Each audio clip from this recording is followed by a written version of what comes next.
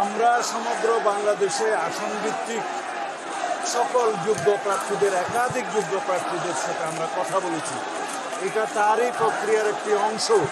আমরা একই মেসেজ দিতে চাই, যাতে আমাদের দলের ভিতরে ঐক্য থাকে, জাতির মধ্যে ঐক্য থাকে, যাদের সাথে আমরা যুগপৎ আন্দোলন করেছি এবং অন্যান্য একটা বৃহৎ জোটের জন্য আমরা চিন্তা করছি, সবাইকে নিয়ে ঐক্যবদ্ধভাবে যাতে আমরা আগামীতে এই নির্বাচনী বৈতরণী পার হতে পারি।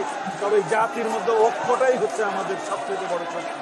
সেই ঐক্য বজায় রাখার জন্য কেউ যাতে বিভেদের পথে না যায়, সেই মেসেজটা আমরা দিচ্ছি। আমরা সমগ্র বাংলাদেশে আমরা সফর করেছি।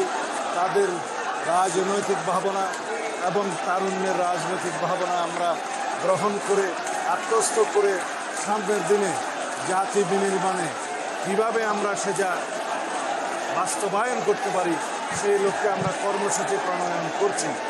আশা করি ইনশাল্লাহ এই দেশ একটি তারুণ্য নির্ভর বাংলাদেশ হবে, যুবকদের কর্মসংস্থান নির্ভর বাংলাদেশ হবে, যুবকদের এবং তারুণ্যের চিন্তা চেতনা নির্ভর, প্রযুক্তি নির্ভর, মেধা নির্ভর বাংলাদেশ বিনির্মাণ হবে।